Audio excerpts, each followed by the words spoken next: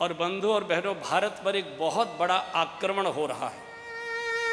किसी भी देश की संस्कृति को नष्ट करना हो, समाज को नष्ट करना हो, परंपराओं को भ्रष्ट करना हो, कुछ मत करिए, उस देश के किशोर और किशोरियों को बिगाड़ दीजिए।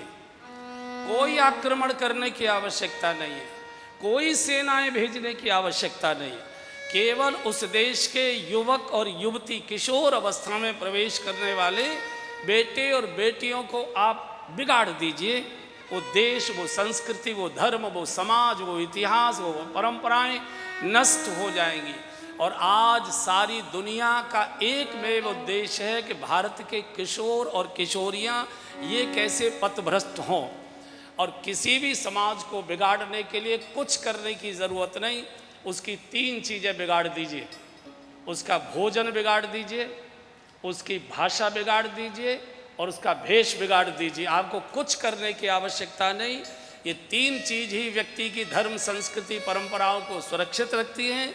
और यही तीनों चीज़ें अगर जीवन से निकल जाती हैं तो बिना कुछ किए ही वो समाप्त हो जाती है, भ्रष्ट कर देती। और हमारे देश में तीनों पर ही भयंकर आक्रमण है। भोजन की चर्चा करने की आवश्यकता नहीं। भोजन हमारे घर में अब चूल्हे पर बना हुआ भोजन कोई बालक करने को तैयार नहीं है। भोजन भ्रष्ट हुआ। भाषा, अपनी भाषा बोलने को कोई तैयार ही नहीं। जब देखो तब अच्छा बड़ी ठसकते कहते मेरी थोड़ी हिंदी कमजोर है। डूब जाके गंगा जी में, किसी ने रोका? यानी भारतवर्ष का, उत्तर प्रदेश का व्यक्ति कहता है, ये बहन लोग कहते हमारी हिंदी कमजोर है। कमाल। भाषा का गौरव नहीं, भोजन का कोई संस्कार नहीं, और भेष का तो भगवान ही मालिक है। चिथड़े जैसे भिखारी होते थे ना, चीर लटक रही है, एक पैर ऊंचा एक पैर नीचा, बिल्कुल।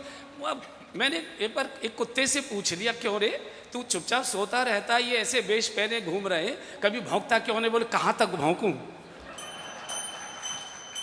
कहाँ तक भौंकूं?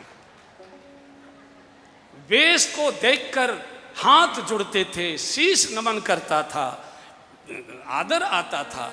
आज वेश देखते ही आंखें बंद करनी पड़ती है। शरीर पर कपड़ा पहनने को कोई तैयारी नहीं किसी प्रकार से। ये गरिमा है। स्त्री कहिए, बेटी कहिए, माँ कहिए, इस देश का प्राण है, इस देश की संस्कृति है, इस देश की मर्यादा है। इसको बचाइए। भारत में अगर स्त्री के संस्कार बिगड़ गए तो भारत को कोई नहीं बचा सकता, कोई नहीं बचा सकता। बहुत बड़ा आक्रमण है, बहुत बड़ा आक्रमण। तीनों बिगड़ रहे हैं अपनी। मैं भी जानता हूँ, कॉलेज की ड्रेस होती है, विद्यालय की ड्रेस होती है, वो पहननी पड़ती है, लेकिन कम से कम भारतीय वेश, मैंने आग्रह किया है कि साल में कम से कम 3-4 बार पहन लो तो भी कोई दिक्कत नहीं है। शादी के लिए जा रहे हैं तो भी भारतीय वेश नहीं पहन रहे, तो मैंने कहा चलो कोई बात नहीं, लेकिन जब दिवाली पूजन करें तो भारतीय वेश में, चूंकि लक्ष्मी जी विदेश को पहचानती नहीं है, लक्ष्मी जी विदेशी को पहचानती नहीं है, तो भारतीय वेश में होगा तो लक्ष्मी आएंगी, नहीं तो लौट जाएंगी। तो जब ये क्या होता है, लक्ष्मी पूजन करें तब भारतीय वेश में अपना जन्मदिन मनाएं, बेटा बेटी जो भी है, चाहे बूढ़े मनाएं, चाहे जवान युवक किशोर मनाएं, अपना वेश पहने, भारतीय वेश पहने। 2, जिस समय बहन से राखी बंधवाएं और द्योज को बहन से टीका कराएं, उस समय भारतीय वेश पहन कर कराइए। उसको लगना चाहिए कि मैं अपने भैया को टीका कर रही हूँ, राखी बांध। बाकी आप जो चाहिए सो पहन। उस पर बहुत टिप्पणी करेंगे। कितने बड़े बड़े लोग, परिवारों के लोग, करोड़ों पति चिथड़े पहन रहे, चिथड़े जैसे भिखारी पहना करते थे। मैंने एक बूढ़े महात्मा है हमारे, उनसे मैंने पूछा, मैंने बाबा जी ये समझ में नहीं आ रहा है कि गरीब फटे फटाए पहने, चलो मान लेते हम लोग थेगड़ी लगा लगू के पहना करते थे, गरीब घर में जन्मे थे, लेकिन अब रईस, करोड़पति, अरबपतियों के बच्चे और वो फटे हुए चिथड़े बड़े महंगे आते हैं बता रहे थे। मैं सोचता था फ्री में बटते होंगे ये, लेकिन उनकी कीमत तो बहुत ज़्यादा है, 10-10 हज़ार। बम्बई में कोई बताया है वो शोरूम ऐसा है जिसमें 20,000 से नीचे का वो फटा चिथड़ा ही नहीं है।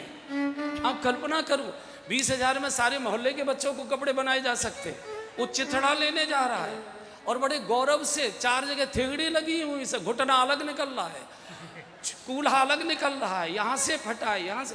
तो मैंने उन महात्मा जी से पूछा कि ये जो सब बड़े परिवारों के लोग हैं ये सब ये चिथड़े क्यों पहन रहे हैं? बोले बेटा तुम बड़े परिवारों की कथा कहने जाते हो, वहाँ मत सुना देना, लेकिन सत्य ये है भगवान बदला लेता है। चूँकि इन्होंने भी पिछले जन्म में अपने सुख के लिए लोगों को चिथड़े पहनने के लिए मजबूर किया था। भगवान कहता कितना ही कमा लेना, चिथड़े ही पहनाऊंगा तुझे, स्वच्छ पहनाने नहीं, कितना ही चिथड़े।